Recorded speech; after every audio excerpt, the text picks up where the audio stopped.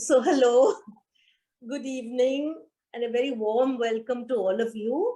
I am Meenal Shirsagar, chairperson of the Literary Club of the Asiatic Society of Mumbai. I am very happy to welcome you here this evening. Today, we are hosting a conversation between Shakuntala Bharwani, author of the book My Sindh, and her editor and publisher, Saz Agarwal. We are delighted that ours is the first forum where this book will be discussed. It was published only in April of this year. So this is a book, just to give you a little idea about it, that weaves together vivid memories with historical snippets, remarkable people, and family stories. Shakuntala was a baby when her family fled Sindh in 1947, and she's never been back. Yet, her deep connection with her ancestral homeland has resulted in a series of explorations of the mind and heart.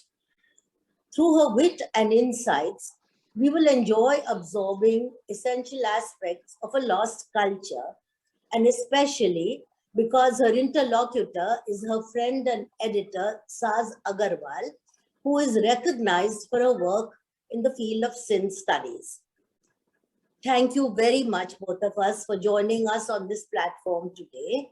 But before I hand over the floor to you, let me introduce you to the audience so they know exactly what you're all about, okay?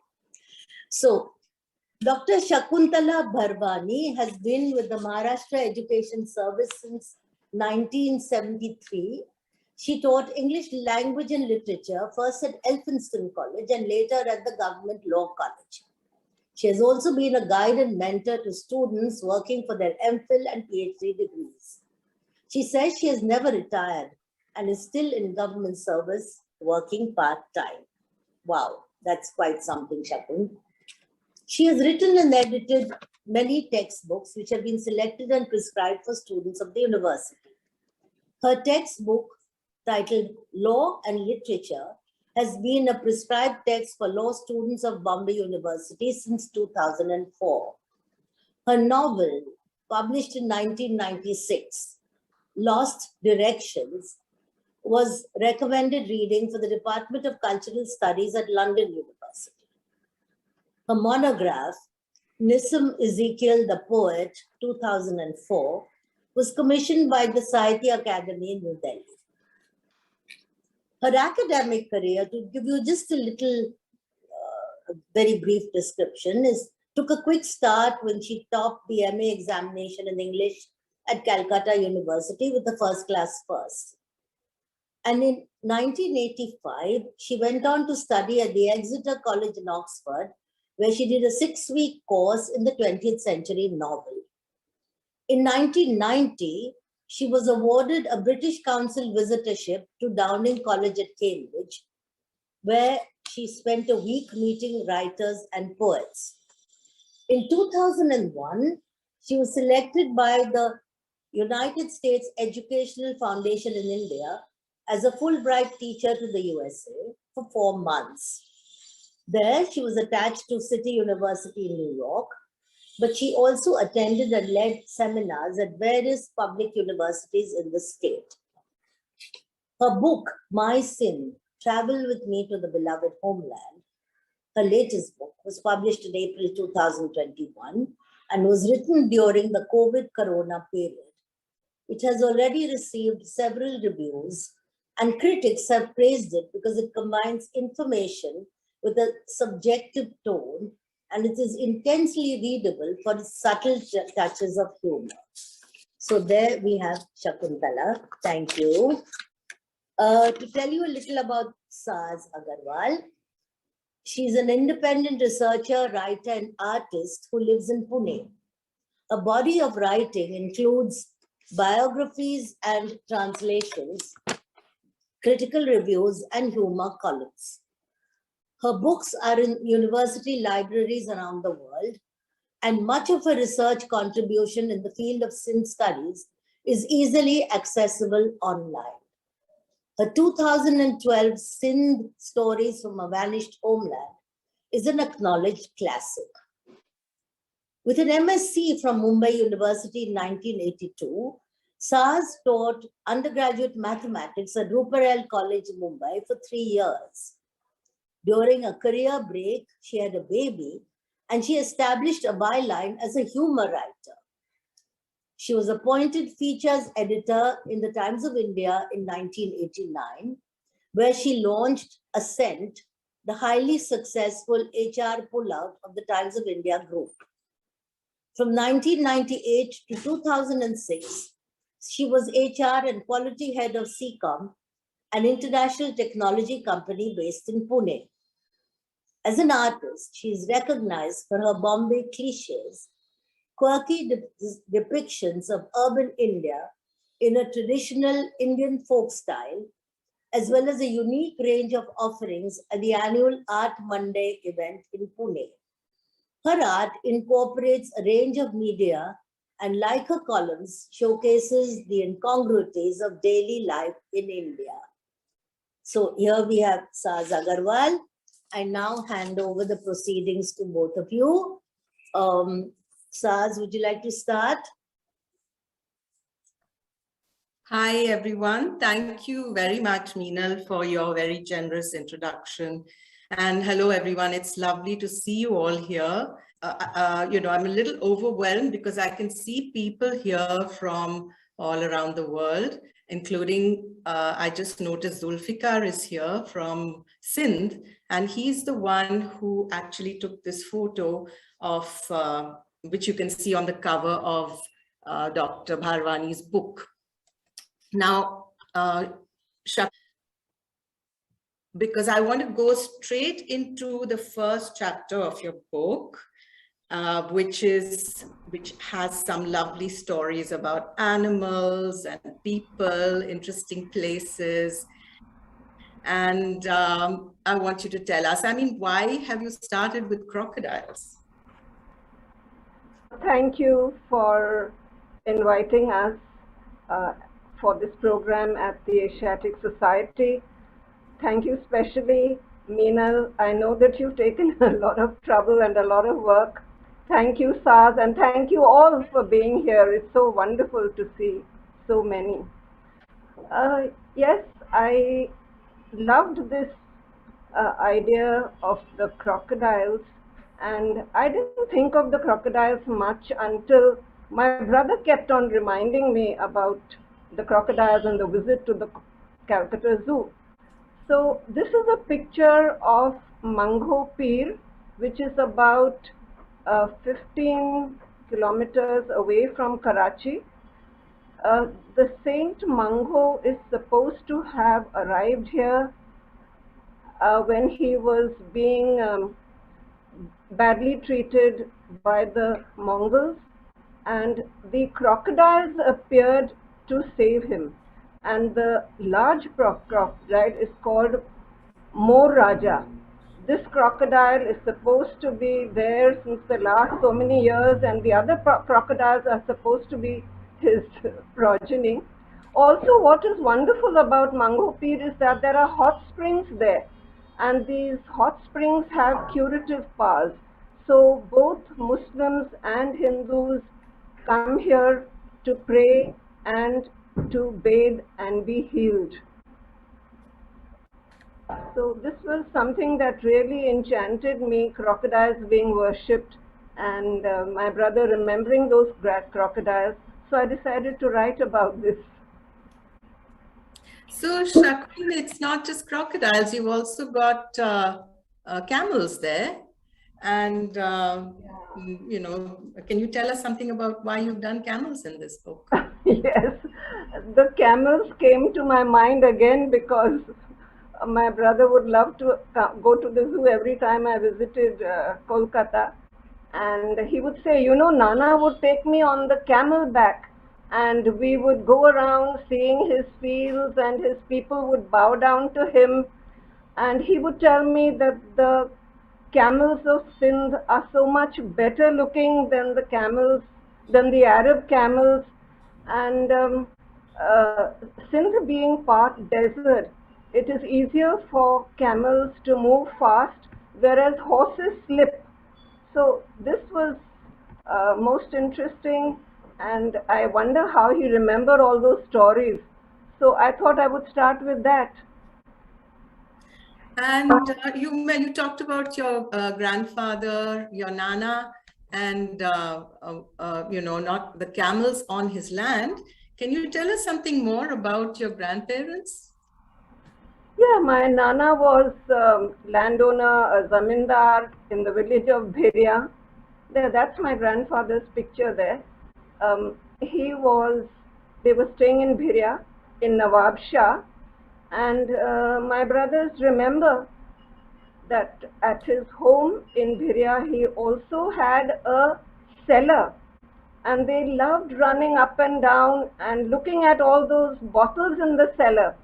And I said to myself, even in those days, in a small place like Bhiria, my grandfather had this underground cellar, which my brothers remember. Of course, they are older than me, so I don't remember. So I've always felt that I've missed out on all this. But what about your grandparents? What happened? Because when partition took place, they would have had to leave their lands and their home and that cellar as well. Yeah, they had to leave. There was no way out. And they came to Delhi. And in Delhi, first they stayed in camps. Then they stayed in the camps for a short time because fortunately, in compensation, they were able to get a small plot. But this was nothing compared to what my Nana had in Nawab Shah. And it was quite miserable for him to adjust to this situation. And he didn't live very long after that. He passed away very soon. They came to Delhi in 47, and in another 2.5 years, he passed away. So I never had the chance of seeing him. I was too small. Yeah. So many people have this kind of difficulty to adjust to the surroundings suddenly, where they had so much in Sindh. And we're now in, coming close to Independence Day. I want you to tell me, what was it like in Sindh on India's first Independence Day? Yes, we will be celebrating Independence Day here in a few days. But in 1947, when Independence Day came, Sindhis were not celebrating because during the partition, Bengal was partitioned, but the Bengalis got West Bengal. Punjab was partitioned, but the Punjabis got a part. But the Sindhis got nothing. And this was a real tragedy. They were left with nothing, and Sir Cyril Radcliffe, who was heading the Boundary Commission, and he drew this line which separated people, separated villages, separated homes. In fact, later confided to a veteran journalist that had I more time, I would have done a better job. He came to India in July, and within 6 weeks, he was supposed to draw up this boundary line. So it was done quite thoughtlessly, and it was very unfair to people like the Sindhis. Why would you say that Sindh was not partitioned? Well, I suppose one of the reasons, and an important reason, is that nearly 70% of Sindh was Muslim. 30% were Hindus. So this was the major deciding factor. And of course, Sindhis and Muslims, the majority and the minority community, had lived together peacefully for centuries, ever since 711 AD, when Muhammad bin Qasim invaded Sindh. So all these years, Sindh had been part of the Muslim world. So there was a majority of Muslims there. But then what went wrong? Actually, when partition occurred, there was not too much trouble in Sindh. In other places, there was much more trouble because the Muslims and the Hindus had got on so well. They'd lived as companions for so many years. In fact, when the Hindus were leaving, the Muslims were telling them, "Don't leave. Why are you leaving?" And they even protected them, gave them place in their own homes. But it was when the others from UP and Bihar and the Muhajirs started coming in that they began to eye the homes of the rich Hindu merchants and take control of their properties and their fields, and threatening them, showing them the sword. And then the Sindhis realized that there was no way out and they would have to leave. And this is when they made arrangements as soon as they could. This is a wonderful picture of them leaving, because to travel by they left in whatever way they could, whether it was on horseback or walking, because trains were very unsafe. Aeroplanes were expensive, so the safest way was by steamer. Most of them tried to come by steamers. Is that how your family came as well? Yeah, because we were in Quetta, a steamer, and we came to Gujarat. So that is where we arrived. So, Shakun, we are talking about a people who had participated wholeheartedly in the struggle for independence, and they were, as a people, so happy when that day came closer. But then eventually they lost their own homeland. Because of the circumstances, people don't really associate Sindhis with the freedom fight. So can you give some examples of the participation? Oh yes, the Sindhis participated wholeheartedly in the freedom struggle. They did so much. There were people like Hemu Kalani, a young man. You can see his picture here. He was the one who came to know that arms and ammunition was being arranged to be carried to Quetta by the British to quell the crowds there who were preparing to fight for independence. And with his accomplices, he planned to derail the train. But the British came to know about it, and he was taken into custody. He was beaten, he was forced to reveal the names of his accomplices. But this young man of 19 or 20 refused to divulge the names, and he was hanged. So this was one person. Then there were so many others in my own family. Seth Sukhdev Bharwani, my father-in-law's oldest brother, he also arranged the Swadeshi movement because they had cotton ginning factories in Karachi, and they sent around people to collect the foreign clothes and light a bonfire. If you've read that story of Indira Gandhi where she burns her dolls. So this was exactly what he organized. Here is Seth Sukhdev standing with his cap near Nehru. So they were freedom fighters. And then there was also my husband's granduncle, Seth Harchand Rai.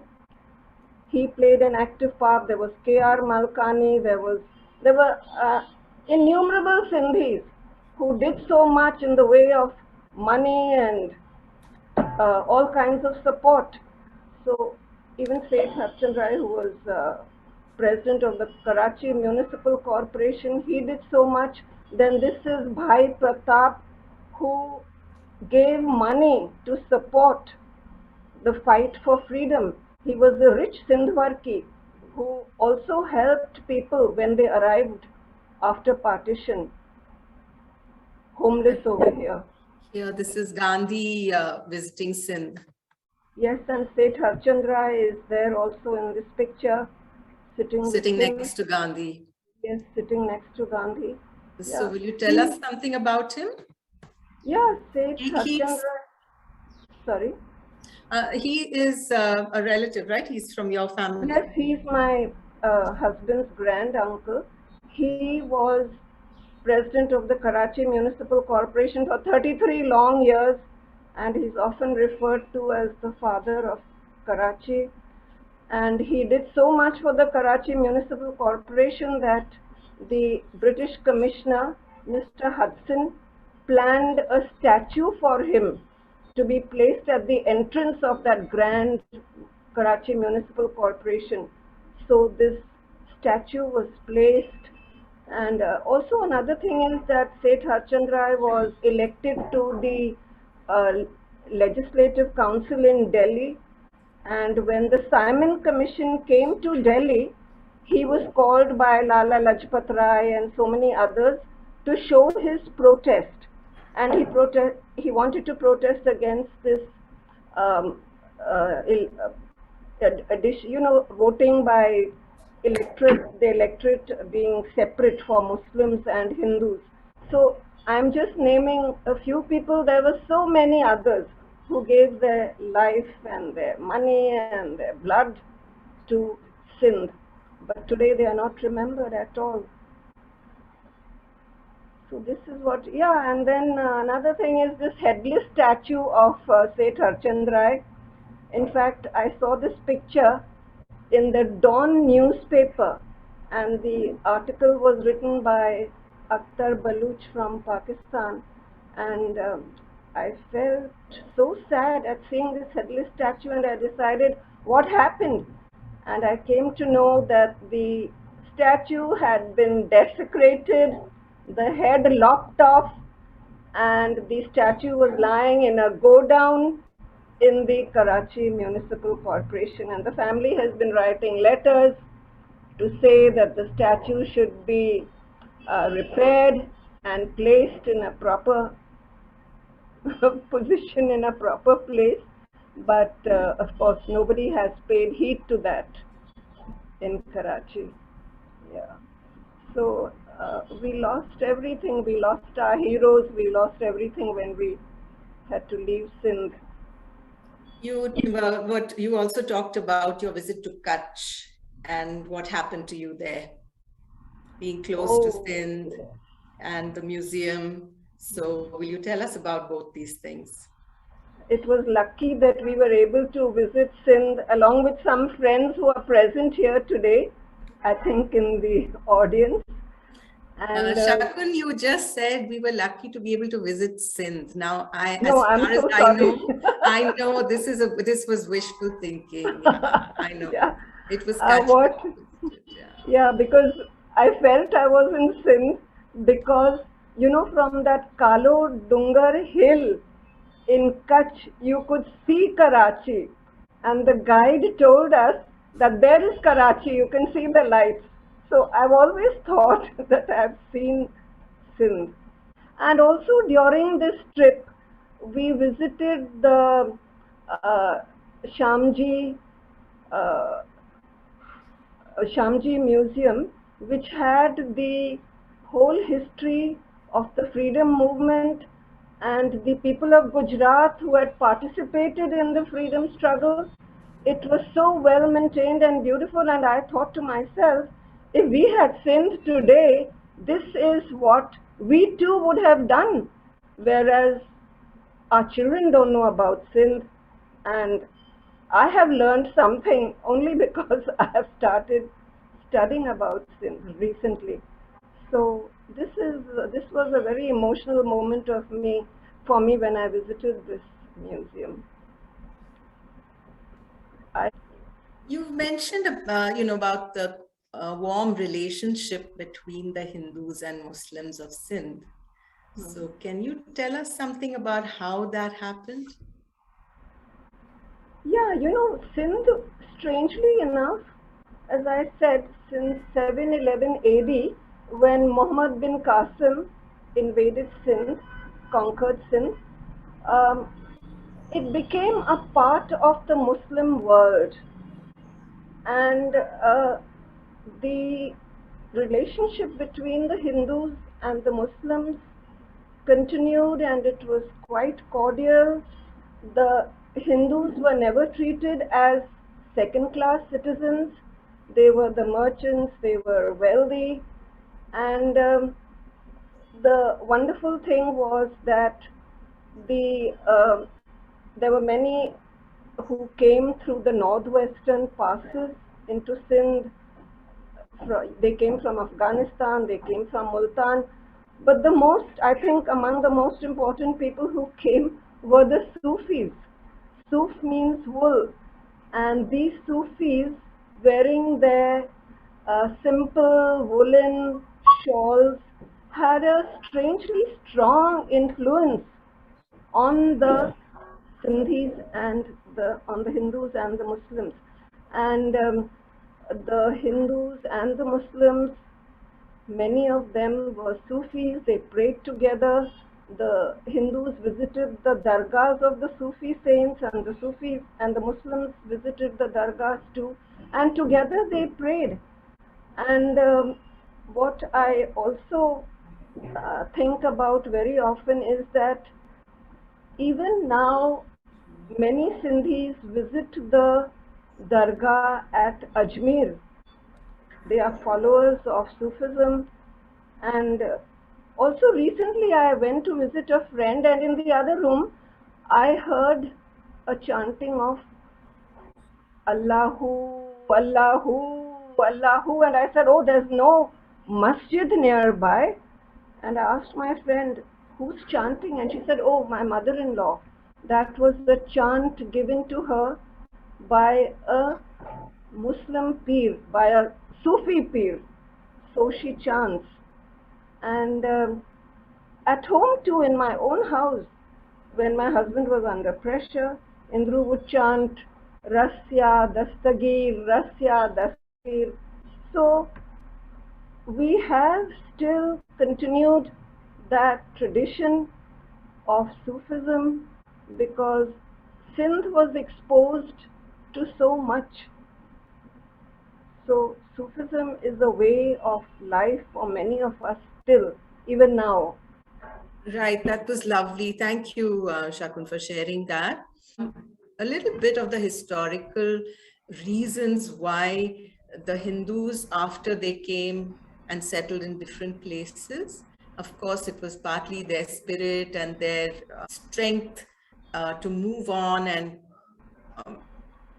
improve their lives, but partly there were historical reasons, the networks that they had, the traditions, the education.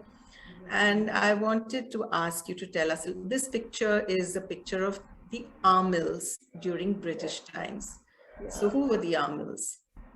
Yes. Saz, I have read your book on the Amils of Sindh, and I've come to learn a lot from your book. Yes, the Amils were the educated class. The word Amil is from Amal, administrators. They were the ones who were educated. They knew Persian. Later they studied English when the British conquered Sindh. And they helped the Mirs to administer. The Mirs were the rulers, the princes, and they relied on our Amils to help them to make their documents, to help them with other work. So they were a very important part of the government. So this is a beautiful picture of the Amils. But Yes. then, of course, the majority of the Hindus were in trade. You know. The Bhaibans were trading, and they had traded from time immemorial, and they had traveled to every part of the world. It is surprising actually that around the 1800s you had firms like Saz, the one you've got a picture here of Pohumal brothers in Gibraltar. Yes, and then there were the Vasyamal Asumas, there were the Chen Rais, there were so many of these big names, the Dhalamals. They had traveled literally to every part of the globe. This was the first Sindh diaspora. The adventurous Sindhis set out for ports, and at first they were trading in Sindh work. And when they found that this was popular, they began to visit more often and take along articles which they found were very saleable. So they began to get more and more things which people would buy. And at the port, so many people came. So near the ports, they set up their shops, which grew and grew and grew. And they became big offices and big establishments. So that today also you find Sindhis in every part of the world. This was our first diaspora in the 1800s. And you also talked about Shikarpur. Oh yes, I love Shikarpur. I wish I had been to Shikarpur because I used to hear about Shikarpur so much. Yeah, the Shikarpuris were the masters of the hundi system. And coming from a business family, I had heard the word hundi in my house. And later on, I married into a business family and I heard hundi again and I wondered, is it a cooking utensil? And I couldn't understand, occupied as I was with my own academic work. And then I experienced this firsthand. One day a Gujarati friend of Indru's, my husband's, came to the house and he said, you know, I need this money badly, Indru. You have to arrange it for me. I have to buy a house, otherwise somebody else will go ahead with this. So my husband told him, don't worry. He immediately rang up his Shikarpuri friend and within 2 hours the money was on the table. So the hundi is a bill, it is a promissory note which is given by one party and you can draw money anywhere else. In fact, what is also very interesting is that our British colonial rulers also used, you know, they didn't stop this system or interfere with the system because they themselves found it useful. And when you read some of these books written by the colonial writers, you find that when they traveled, they didn't also carry too much money with them because of thefts and dacoits. So they also took these promissory notes from the Shikarpuri merchants. And in fact, Richard Burton, who visited so many places, writes, you know, like Shikarpur was like the banking system of the world. You could take money and go anywhere, and your bill of exchange would be honored. So Shikarpuris were really, and the Shikarpur Merchants Association in Bombay still functions in a big way, I discovered. So it was wonderful. Another thing about the Shikarpuris, if the Shikarpuris also made so much money that, yeah, I can say it because there aren't too many youngsters here. They also had second establishments where they had their mistresses and lived a good life. So, but they were very generous, and even in their own Shikarpur, they were very philanthropic. So it was a very adventurous community. So I want to move from Shikarpur to nearby Sakhar. And this is the photo that I was telling everyone about, which was taken by Zulfikar Ali Kalhoro, who is an anthropologist and who's done a lot to document the monuments of Sindh. So Shakun, will you tell us something about this place? Yes. Is Zulfikar present with us today? I saw him coming in. So thank you so much, Zulfikar. Yeah, and Saz, you've chosen this picture so well, and Veda's also done such a great job. Thank you so much. At the back is the Lansdowne Bridge, which was supposed to be one of the wonders of the world. It spanned the Indus. On one side was Rohri, on the other side was Sakhar. These two twin towns, it connected them. And I remember my sister-in-law, Raju Nen, telling me that, oh, you know, we used to cross over from Rohiri to Sakhar and go to the cinema houses in Sakhar, because there were cinema houses in Sakhar. So that's the Lansdowne Bridge. It was the cantilever bridge without any pillars, and I said it was considered the eighth wonder of the world. And there is the Satyanjo Asthan also there. The story goes that when Muhammad bin Qasim invaded Sindh, there were some maidens who, afraid of being molested, escaped to this mound and sought protection. And this structure was put up in memory of these 7 maidens. Satyanjo Sthan it is called, and people go and pray here. And what is great is that the wishes of women are granted. So women go, and when women go, the men tell them, pray for us. And the women tell them, why should we pray for you? The wishes of women are granted. So when you say sati, are you talking about women who were burnt on their husband's funeral pyre?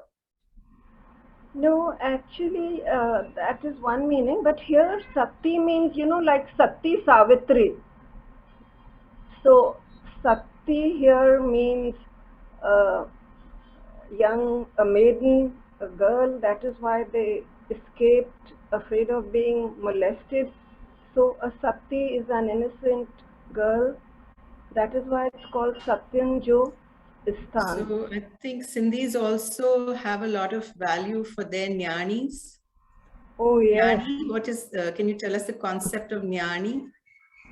Nyanis are actually treated with great respect during prayer ceremonies, whether you are praying for the death, for the departed, or for any festival. The nyani is first fed. She is given fruits, she is given gifts, and even after marriage, when she visits her parents, she is treated with great respect, and because of her, the husband also gets some respect. He's called Nyana. So, by virtue of being the Nyani's husband, he gets the title of Nyana. So, yes, women are respected in Sindhi societies, which is really wonderful. Thanks. Now we've also seen how the Sindhis lost their home, they lost their possessions. You've told us about how they lost their heroes. I want you to tell us about something else which they lost, which is also intangible. Yes, this was something that really was bad. We lost our language, and I've been studying the Sindhi language, and I can see how rich the Sindhi language is. There are sounds which are, because of the influence of so many other cultures in Sindh. Sindh has an alphabet of where there are sounds which are not there in other languages. It has 52 letters, and in fact, what I found very interesting is that in 1853, when the British came to Sindh, when they conquered Sindh and made it a part of the British Empire, they introduced Sindhi as the official language because the Muslims were familiar with Arabic and they found Sindhi easy, and the Sindhis knew Sindhi. So it was introduced as an official language, and moreover, Sindhi is such a rich language that we have our poets, Shah Abdul Latif, Sarmas, and so many of them. In fact, in Calcutta, my father was desperate to find a translation of Shah Abdul Latif's work. He would always tell us, you know, you're studying Shakespeare, you're studying Dickens, you're studying everything else, but why don't we get a translation of Shah Abdul Latif and you read that? because you will find that he is greater than Shakespeare. That was my father's opinion, and he knew his Shah Abdul Latif and his Shakespeare. And there are so many proverbs in Sindhi. The vocabulary is so rich. Uh, for example, we have simple, commonplace proverbs which mean so much, and they are so, a few words mean so much. For example, in my own house, I heard regularly proverbs like Ji khush ta jahan khush. If you're happy, everybody is happy. Then Bertha Barha, if there are two people, they can accomplish anything. Then there are so many other proverbs. And also another thing is our vocabulary is so vast. I was reading this book by Bhupati Hiranandani called The Literature and the Language of Sindh, and she has at least 10 or 12 words for cow. Like one is a cow which is barren, a cow which has a small calf, a cow which is giving milk, a cow which cannot give milk. There are words for every stage in the life of our mother cow. So it shows you how rich the language is and how much we have lost because our children don't know Sindhi, we don't know Sindhi. So we've lost a lot in the way of language. Of course, we've lost so much else too, but Sindhi is something that we cannot make up now because there are no Sindhi schools, and that's tragic. Okay, let's move on from this tragic loss to things that were not lost. Let's look at the things that were not lost. For example, the tradition of philanthropy. And, tell me what you want to about that. Oh yes, this is the Tarachand Hospital, the Udhav Das Tarachand Hospital in Shikarpur. And it is still there. And it is a hospital, in those days also, it was a hospital where everything was given free, medicines, care, food. It had excellent doctors, and it was started, the idea came from Rai Bahadur Tarachand, and it started off with his mother being very ill, and he couldn't find the right doctors.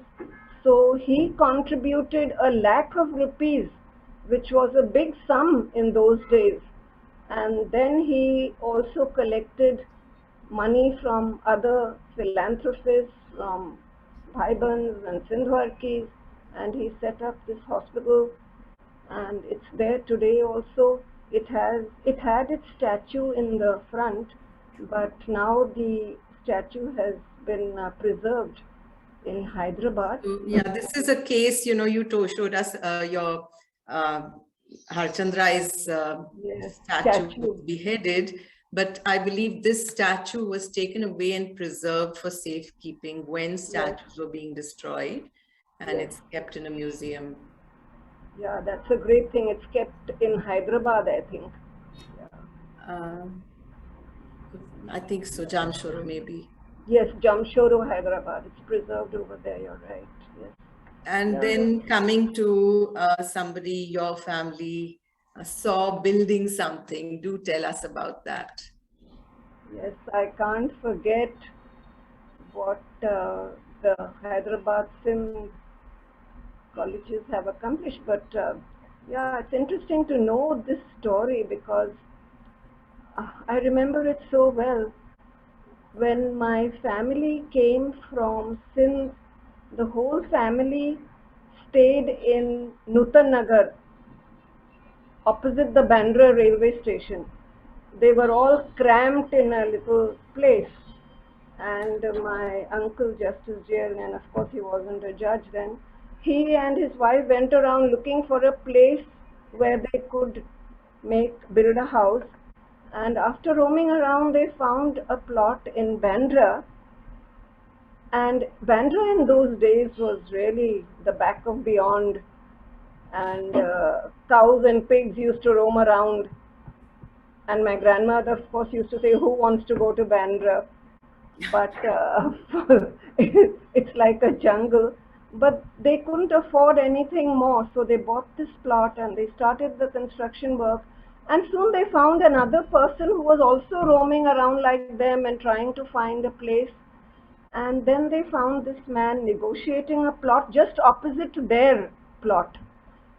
And then they became friends, and he told them that he had sold his wife's jewels, and he had been supported by some other Sindhvarkis and Barrister Advani and Amils, and with that he had managed to collect money, and he was also building a place there. So my aunt and he would share their lunch packets sometimes, they would chat, and she would see this man lifting bricks, cementing, bringing in sacks of material for construction, and doing so much work himself.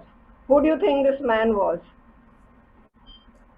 Shakun, I just want to say something because I can see Kishu Mansukhani is here with us today.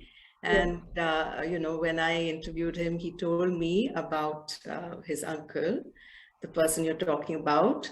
So Kishu was a child at that time, soon after partition. And Professor Kundanani, who later became Principal Kundanani, he was determined. He had left Hyderabad and he didn't want to leave his college. So he carried his college with him and he was determined to build it again. And every Sunday he would sit with a stack of postcards, which he would write to his former colleagues, and they were all over.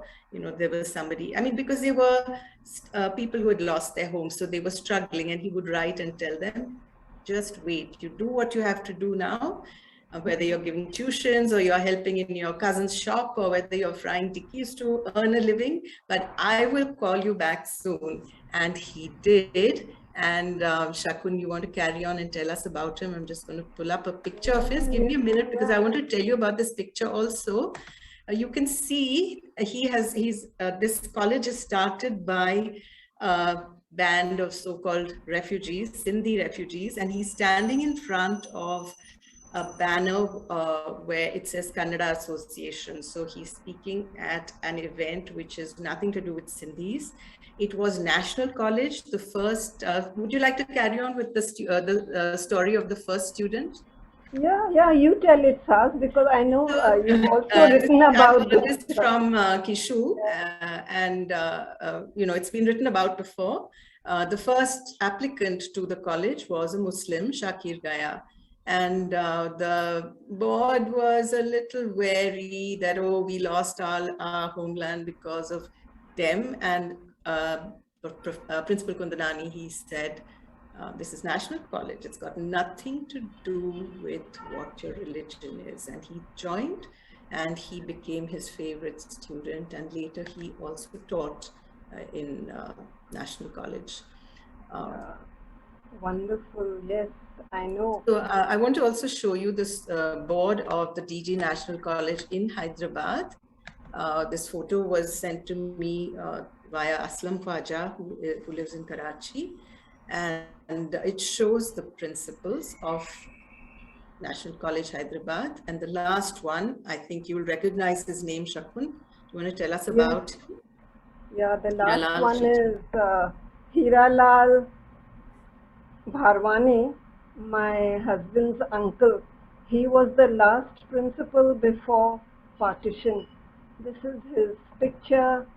He had traveled around the world. He had studied at Cambridge, professor of English and French, and he had done brilliantly. He sent postcards to Sindh from across the world.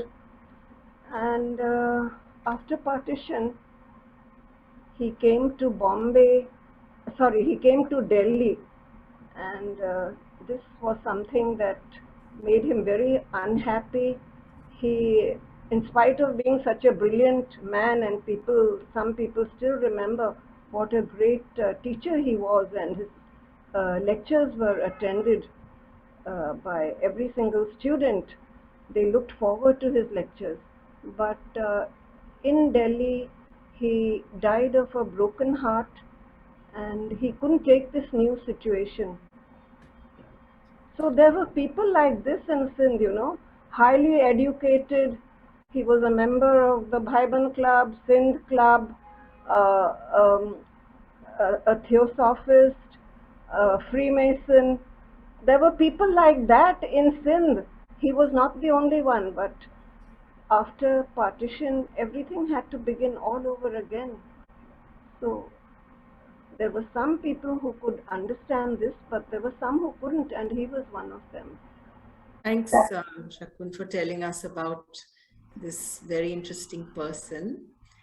And now, this is a question that I had for a long time. Why are we going on talking about Quetta so much when Quetta is not even in Sindh? Yeah. Quetta is in Baluchistan. Yeah. And it's called the fruit basket because there were fruits in plenty and delicious fruits which my parents always used to remember. And this is the Bolan Pass, which connected Quetta to Afghanistan, Baluchistan, Iran. So my father, being a trader, found it very convenient to travel from Quetta through the Bolan Pass to these parts, Afghanistan, Baluchistan, and it was in these areas that he learnt Pashto. And this was the language which inspired me to trace my roots. Where had he learnt Pashto? So this Bolan Pass was a very convenient and short route to places outside. And when the train started, it became just a 4 or 5 hour journey. So my father used to love this journey. He used to often tell us, I went through the Bolan Pass so often, and I carried this. He carried tea also. He carried fruits from Quetta and brought back stuff from these other places which he visited. So the Bolan Pass was very memorable. Whenever I read about Sindh, I remember the Bolan Pass. And the fact is that when I write, since my passport has on it place of birth Quetta, Baluchistan, I am constantly hauled up by the American consulate whenever I go for any visa of any other work, and they say, "Oh, you were born in Baluchistan. Have you got any links? Have you visited? Do you know anyone?" So it's very strange, but yes, the people in the US are very, very apprehensive about anyone's connections with Baluchistan, and I definitely have a connection, having been born there. So Yes. here's some documents. Can you tell us Yeah. something about this? Yeah, this is my certificate of registration, and we Sindhis, many of us have these because when we came, we were without any papers, and this, according to the Indian Constitution, anyone who had been in from anyone who had come from Pakistan and had stayed for 6 months in the new India, he could apply for a certificate of citizenship. So my parents were naturally emotionally very disturbed because we had no identity, we had no papers, and my father worried that where would we get admission into schools or any other place. So this application was made, and we got this certificate, and I mean, he used to treasure it, and today also, after I got married, even he sent it to me and he said, keep it, you're going to do your PhD, you might need it to show that you are a bona fide citizen of India. So for refugees who came this was a document that gave them emotional support, a feeling that they had some place to stay. And this was the reaction of my father too. And I noticed that my husband also had a similar certificate among his school papers. So in school he had to submit a certificate to state that he was a refugee from Sindh. So, Shakun, we've talked about so many things, things that were lost and things that were retained. And one of the very interesting and important things that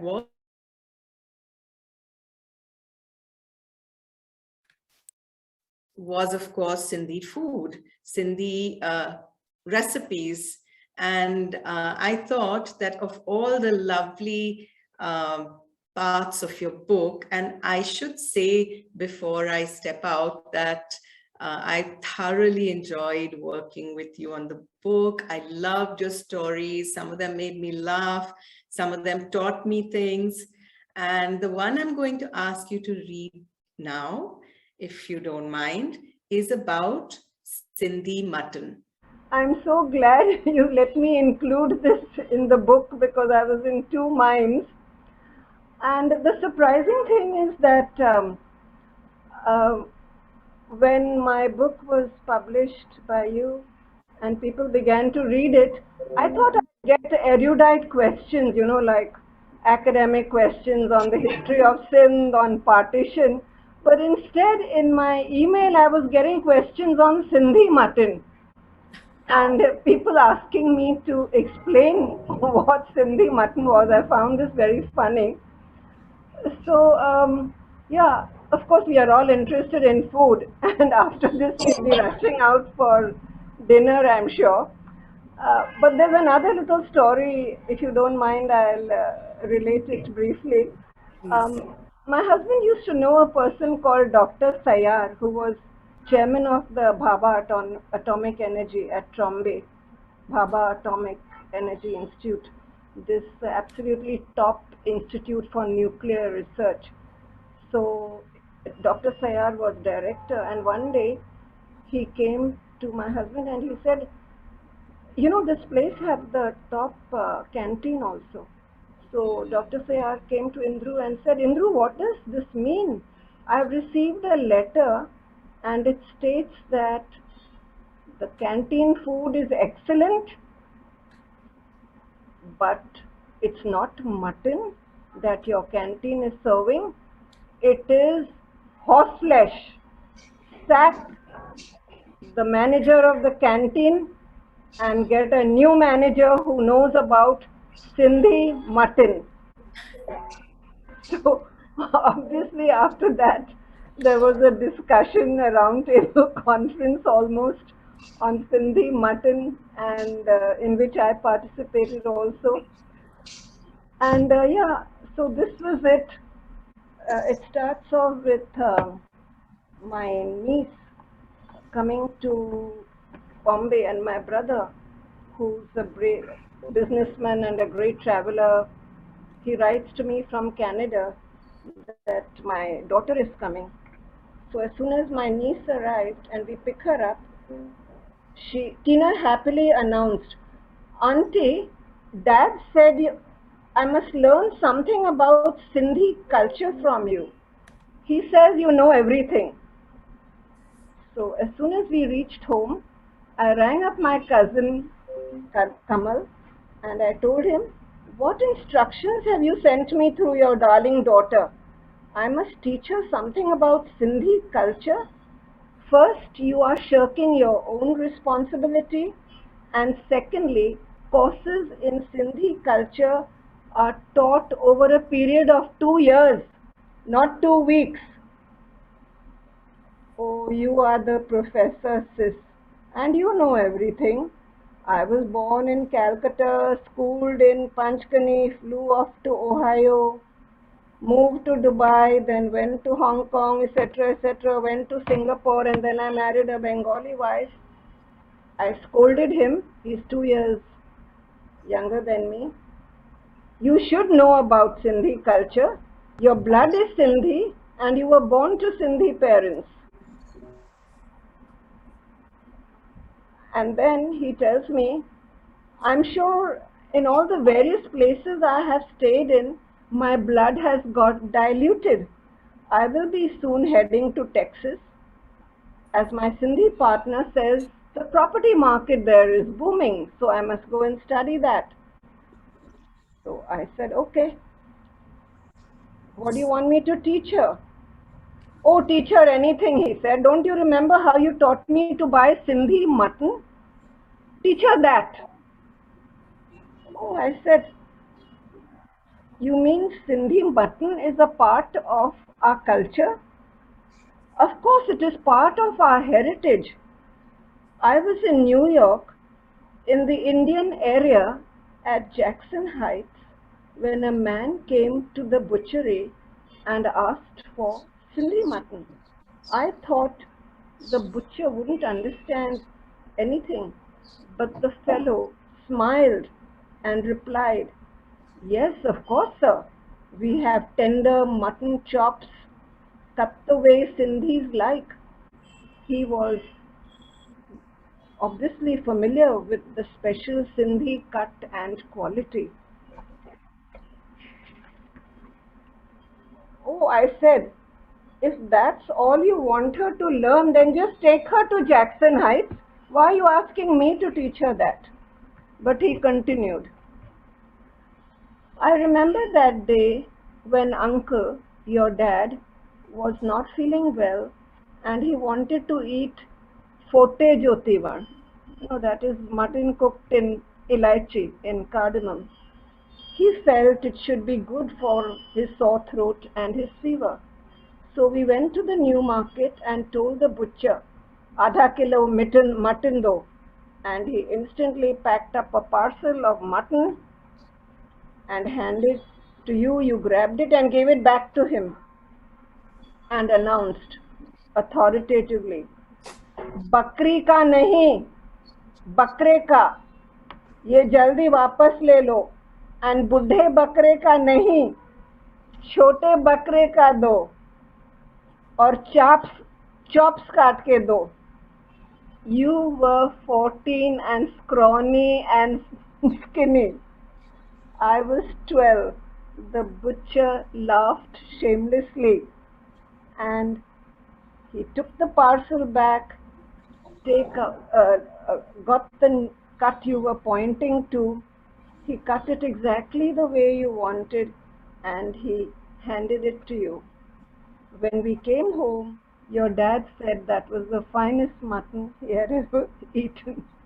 So I actually haven't put down the whole recipe, but I've written about how to select good mutton, because I've noticed when I visit the Kolaba market also, Sindhis are always buying mutton and they really know how to choose. So even visiting the Kolaba market, I've learned a lot. That's amazing. Jackson Heights has Sindhi mutton. So, Meenal. Yeah, the Lit Club. I thought I'd do a little bit of research with the help of friends, on this subject. And the one book that, of course, is outstanding, and I'm sure everyone knows about it, but I must mention it. It was published in 2018, written Sindh Nama, written by Geeta Simmers and Nandita Bhavnani. So this is a landmark publication for the Sindhi community, illustrated book that talks about the rich cultural heritage and history of Sindh and the Sindhi people. So that is one. And then there are various titles which I would like to mention very quickly, if that's okay. I'm sure many of you have heard of Tamas. I don't know if I'm pronouncing it correctly. It was written in 1973, a novel and a screenplay for television by Bisham Sani, and set in 1949. Shakun, Saz, you must know of it. It's written by a Sindhi, but I think the story is set in Punjab. Yes. Yes, the writer was born in Rawalpindi, and he's a college lecturer and so on. So that is something that is well known. And then another landmark publication is 1998, The Other Side of Silence, written by Urvashi Butalia, where she reveals dark truths about our history. For about a whole decade, she collected oral narratives and testimonies from women, children, and Dalits, which is to say that she gave voice to marginalized people who had never been heard before. So that was really truly an outstanding piece of work. Then in 2017, Gulzar's Story 2, or Hum Do Log, which was originally written in Urdu and translated into English by the author himself, where he examines the status of refugees after partition. And really, this is one of the most poignant tales written recently, because Gulzar revisits the horrors of partition in this story. 2018, The Night Diary by Veera Hirnandani. This is in the genre of young adults, set in 1947. Their diary entries from the perspective of a 12-year-old girl who becomes a refugee after having led a life of luxury in Sindh. 2019, Across the Line by Nainika Metani, where she talks about the division of India and Pakistan and how one small action but of great and grave consequences can change millions of lives. That too is for young adults. And the latest book, which has just been published by B.P. Rawal this year in 2021, Open Past, Open Future. My Journey Across the Borders of the Mind and Nations. And he talks about how, I have yet to read it, how family fortunes vanished in the aftermath of the partition and created the extraordinary legacy that it has. So thank you for allowing me to talk about that. And now, could we please hear Shirin Vakil? Okay, thanks, Meenal, and hello to everyone. Shakun, thank you for a truly absorbing book. I've enjoyed every bit of it. And what I really appreciate is how you've intertwined the personal with the political. What you've chosen to focus on is the richness of Sindhi culture and history. There is something that struck me is that there's no bitterness and no anger running through your work. Thank you, Shireen. We visited Kutch together, you remember? Yes, indeed. Yes, Shakun. And what I really would like to say is also how much I learned about the syncretistic quality of Sindhi culture, how much it takes from other religions. I'm certainly not going to read the whole review, but if I may, I'll just read the last paragraph, which says that My Sindh is a book to be read and enjoyed not only by the Sindhi community, but by everyone who's interested in the diverse communities and cultural complexities of this vast land of India, where connections are subtly interwoven to form a rich tapestry of colors. It's a specially rewarding read for those of us whose parents and grandparents were born in undivided India and who grew up listening to stories of shared histories, of friendships formed, of ideas exchanged across borders, those shadow lines that in the ultimate analysis merge into the oneness of human interaction. Thank you, Shakun. Thank you, Shireen. Thank you, Shireen. Yes. Now maybe we can, there are some raised hands, so would they like to unmute themselves? Suresh Bhavnani. I am Suresh Bhavnani. I'm I'm talking from Texas in the US. Wow. I've really enjoyed this meeting. It's very well put together and hugely attended.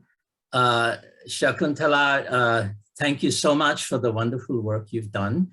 I'm a professor myself, and I don't know how many people in this group have visited Sindh, but I did visit Hyderabad, Sindh, mainly because I'm grandson of Mukhi Govindram, who grew up in the Mukhi House. And the Mukhi House was recently donated to the Sindh government to be made into a museum. And the Sindh government invited me and my relatives to inaugurate the museum. So I had an excellent time, and I've done research on 300 years of the Mukhi family. We have a video. I've been doing a lot of interactions of community work with the Sindh community over the last year to make them aware of the museum and hold functions. My question to you, Shakuntala, is in your research, did you come across the Mukhi family, Mukhi Govindram, who was the minister in the state cabinet of Sindh? I know the Mukhi family in Bombay. Yes. But I don't know the entire family. I know a few members who are in Bombay. So I could go into the background and ask them and find out and sort of introduce you to them or provide information or whatever. Yeah. Oh, I know them. They're my uncles, etc. Oh, okay. Huh. Yeah, but I was wondering if you had done research on the Mukhi family. No, I'm sorry, I haven't. Suresh, would you put the link to your video in the chat in case anyone here would like to view it? Absolutely. My second question, if I may, Saz, may I have another question? My second question is that we have started a group called the Mukhi Awaz Group, which is a community WhatsApp group. And through the Mukhi Awaz Group, we've been organizing community events in the museum, inviting people from the local community. And so we have, after, my mother grew up in the Mukhi House, and I visited the Mukhi House in Hyderabad, Sindh. We had a wonderful time there when we visited. And I was wondering, Saz, if there was an opportunity through you, because you have such a following, whether I can reach out to the Sindhi community in India, because right now my connections are mainly in Hyderabad, Sindh. And how would you advise me to be in touch with the Sindh community? Suresh, let's talk about this offline. I'm just going to give you my mail ID in the chat right now and Fantastic. Look forward to hearing from you. And maybe Shakun, can we ask Shakun Kimmatrai to talk now? Yeah, Shakun is waiting. Lovely. Thanks, Meenal. All right. So first of all, congratulations on this wonderful work, Saz, Meenal, and of course, Shakuntala. I will be brief. I also visited Pakistan, Hyderabad, Sindh, and I wrote an article called My Trip to Sindh, A Journey to My Roots, which is up on my website. But just to tell you quickly, I have written various books on Sindh, which are Hindu customs and beliefs, which is actually more Sindhi cultures and rituals, Sindhi culture and rituals. But of course, because it was kind of released by the Bharati Vidya Bhavan, I had to make it a little Indian. But more importantly, it's the two books that my husband translated. One is the history of Hindus in Sindh, and the other one is Sindhi surnames, the origin of Sindhi surnames, which is really extremely, because he came across a book which was from the beginning to the 1940s, and I did some research from the 40s to now, which is anyway, a lot of books which are down for free download. One of them is on Sindhi Pahakas, Sindhi Proverbs also, and it's called The Wisdom of Sindh, and it is all for free download on shakunkimatrai.com. Website shakunkimatrai.com. So I won't take more of your time. If anyone is interested, you could just go through them, go through the books, and go through some videos, some interviews I have taken in them. Of course, Shakuntala interview also I took. I'm a great fan of your work and really owe you a lot. That the translations are absolutely fabulous. Thank you. Yes. Thank you. Yes, Shakun. Shall we invite Vishpi to talk now? Yes, you have. Yes. Yeah, Shakun, great listening to you. Thank you. I understood you were born in Quetta, is that right? Yes, yes. But you don't have a birth certificate, do you? No, I don't have a birth certificate like people have now, but in school, a certificate was given to us when I joined school in Calcutta, based on the registration in Calcutta. So there's no certificate which was given like we get it here in Bombay from the hospital. So I don't have a certificate. And moreover, in Quetta, I was born in the house and we had a doctor next door who delivered. So I don't have a certificate of birth. So you began your journey in an interesting fashion. Yes. My mother didn't know she was going to deliver and I appeared suddenly and she called the doctor next door. Such a nuisance, Shakun, from birth. Yeah, quite. Thank you, Shakun. Thank you, Vishpi. Thank you. I noticed that we've got Anju Makhija with us today. Anju, would you like to say a few words? And also Menka Shivdasani, I sent them invitations. Andy, first of all, congratulations on your book. I have the copy here. I've just started reading it, haven't finished it yet. Thank you, but, thank you. I'm going to do that. Thank you. I guess I can always get in touch with you at any time. I will do that after this. I had one question, Auntie. Yes, I come from a generation, I would say I'm relatively a youngster in the Sindhi community. And I feel that we have lost so much touch with what it means to be a Sindhi. Like I think 6 months ago found out about Cha Abdul Latif Bhittai, and I wanted to see what Bhittai is all about. And I literally could not get anything about Bhittai, anything that I could read or I could understand. And this made me feel, in a sense, suffocated that, there is no way for me, standing where I am to be able to understand what it means to be a Sindhi. Yeah. So what I would like to ask you and even Saz is, what advice do you have for us youngsters who are so far away from the language, from our culture? What can we do to come closer to this?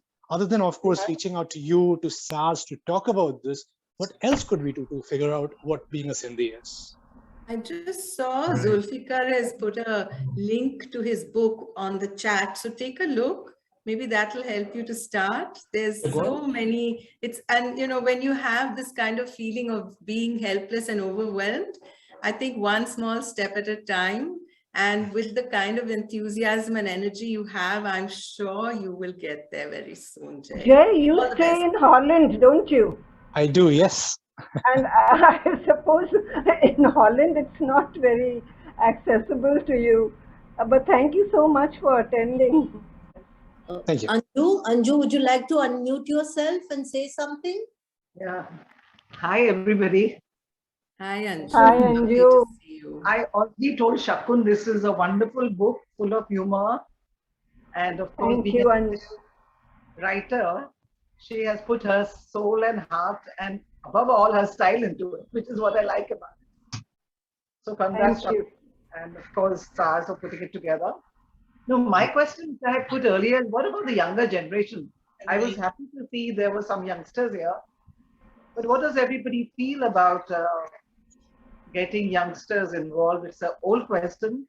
It's been going around for a long time. But I think it's time that we got some solid suggestions in such an audience. I think we should have more meetings like this, because today there are youngsters present and people like Jay Bhatia from Holland joining us is a great achievement, because he's a very busy techie and with startups to his name and involved in his work. If we can get people like that to attend, then definitely knowledge of Sindhi literature work will definitely come to be known and understood. Shall we now allow Mangala to say something? Mangala. Shakun, first of all, your book, it brought back so many nostalgic memories for me, because I started my career in Kishanchand Chelaram College. And two people you spoke about played an important part in my life. One, Popati Hiranandani, who became a dear friend. And she was so passionately fond of her language. And she said, "Oh, you do French. Shall I tell you something? Unless you know please go to," at that time I knew very little Marathi. "Please go to your own language. You'll never regret it." And the second person is Principal Kunnani, where after 2 years in KC, he said, "Can we start a department of French?" I was thrilled, and we worked very hard to start 2 papers in French. And at that time came the possibility of working in Elphinstone College. How was I going to tell him that? So I went to him with lots of trepidation, apprehension, and I said, "Principal Kunnani, I'm getting this chance, but even my mother says actually you should be satisfied with what you have and remain in KC." He said, "What nonsense. You have to go to Elphinstone. Don't stay here. We'll get someone." And he said, if we were like that, I would never reach where I have reached. Not only that, I'm very grateful that he was so generous. He did not take 3 months pay from me, because if you left, you had to give 3 months pay. Yes. And so I remember these 2 people. And then one more thing, a question. I saw among all my Sindhi colleagues such admirable solidarity. They were always standing by each other. And I wonder today, Shakun, if you can tell me, is this because of what they had been through? Yeah, but I suppose it is, as you say, more so among Sindhis, because it could be also, Shakun, don't you think that those particular people, they had worked together earlier and they had gone through this traumatic experience, and then they came out of it holding hands, so they stayed together. Maybe that's what it was. Mangala, what do you think? Yeah, I really have wondered, because it was something that I found very moving.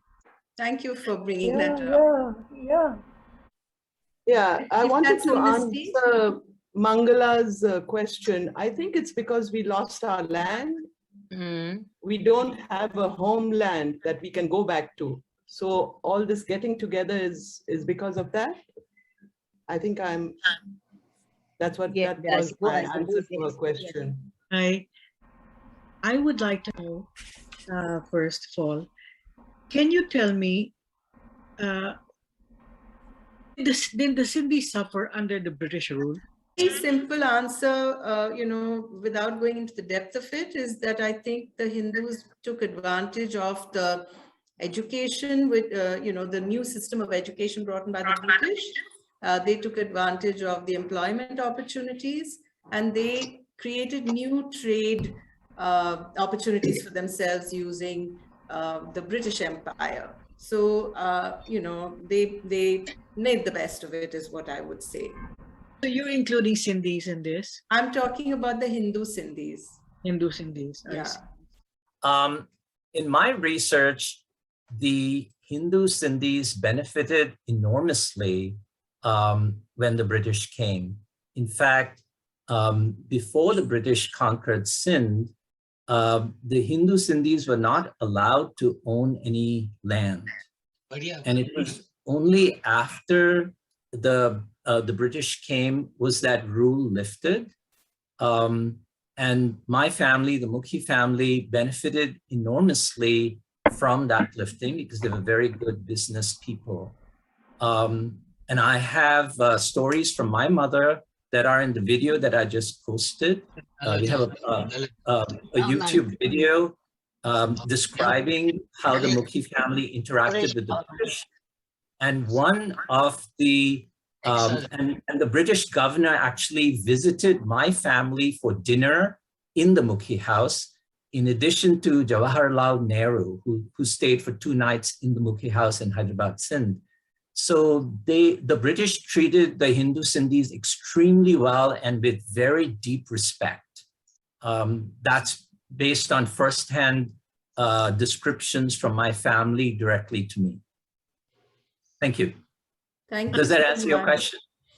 Yes, thank you. That's very helpful. Suresh, any relation to Jyoti and Thakan Babnani in Manila?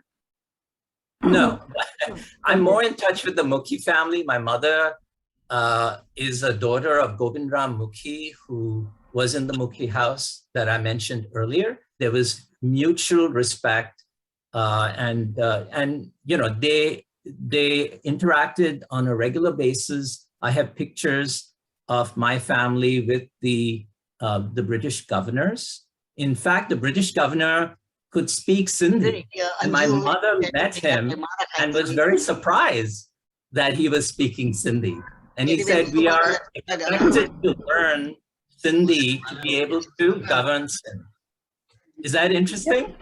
Yeah, just one comment. If anyone in government service, in the government service of the British had to know Sindhi. And since the Sindhi script was not, you know, there were so many scripts, it was regularized at that time into the 52-letter script. So that is why many of the British learned Sindhi, and they even wrote books, dictionaries, translations of Sindhi books. So Shalini, would you like to ask your question? Yeah, thanks so much. I know we're running out of time, but just a very quick one. First of all, I want to say thank you. It was absolutely amazing session, and I'd love to come to many more of these. So thank you very much. And also thanks to the youngsters, because it's so nice to see them carrying on the Sindhi culture. You know, we at home spoke very little Sindhi. So I don't know how much of Sindhi our children are going to carry on. My question here, a short one. You know, my parents, they weren't married then. And they came as refugees like most others. But they did want to go back just to see their, you know, their home and see the place. Unfortunately, both my parents passed away. But I really do want to go back to see it. I know it's very different. I mean, I probably won't recognize it from the stories that we've heard, but I do want to go back. Is there any way to get to Karachi and, of course, Lahore and Hyderabad, Sindh, where my father... What passport do you have? Indian. It's very difficult for an Indian to get a visa to Pakistan. Okay. Yeah, so at the moment, you just have to wait, and hopefully things will improve. Okay, so how, when do, how do we expect that will open up? I mean, do I keep in touch with the consulate and just apply for a visa? Or is there a group, some visit your homeland kind of group? They do have pilgrimage groups which go, but I think, you know, in any case, travel is not happening right now. So anyway, we have to wait. And hopefully, you know, once travel starts, hopefully things will improve, though it doesn't seem very likely, but no harm in hoping. But yeah, you will have to wait. Sorry, where can I get access to this group, this pilgrimage group? Unfortunately, Shalini, I don't know myself. If there's anyone here who can answer that, that would be lovely. Yes, I think some of the Gurdwaras organize this group. In fact, I was told about a Gurdwara group going to Amritsar and Pakistan to visit the birthplace of Guru Nanak. You know, if there's no one else, I can see that Neena Roshan Shivdasani is there. And I'd really welcome her saying a few words. Neena? Yes, Meenal.